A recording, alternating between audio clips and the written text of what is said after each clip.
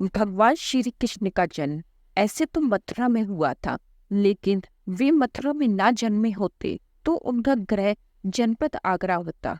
ऐसा इसलिए है क्योंकि अगर वासुदेव जी और देवकी जी को कारावास ना होता तो श्री कृष्ण का जन्म स्थान आगरा हुआ होता। श्री कृष्ण के पिता वासुदेव और पितामह सूरसेन बटेश्वर निवासी थे। ये माता देवकी और पिता वासुदेव की 8वीं संतान थे। इनके पूर्वज यदु की संतान थे, जिसके कारण इन्हें यदुवंशी कहा जाता है। आगरा के गोकुलपुरा गांव में स्थित कंस दरवाजा के अकॉर्डिंग कंस का आगरा में एक किला था। बिशन कपूर ने अपनी बुक आगरा दर्शन में लिखा है कि महाभारत काल में आगरा में कंस का एक जेल खाना था।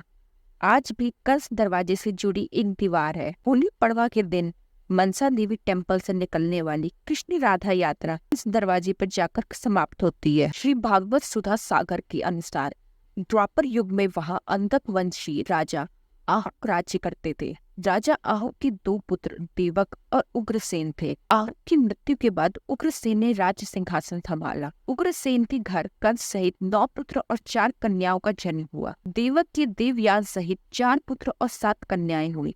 इस तरह देवकी कंस की सगी बहन नहीं थी। देवक ने अपनी बड़ी बेटी देवकी और उनकी 6 बहनों का विवाह शौरीपुर के राजा सूरसेन के पुत्र वासुदेव से किया था।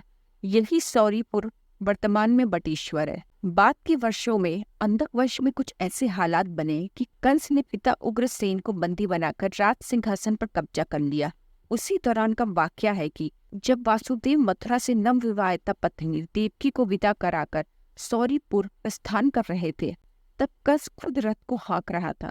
तभी आकाशवाणी हुई कि अरे मूर्ख, तू जिसे रथ पे बैठा कर ले जा रहा है उसकी 8वीं संतान तुझे मार डालेगी।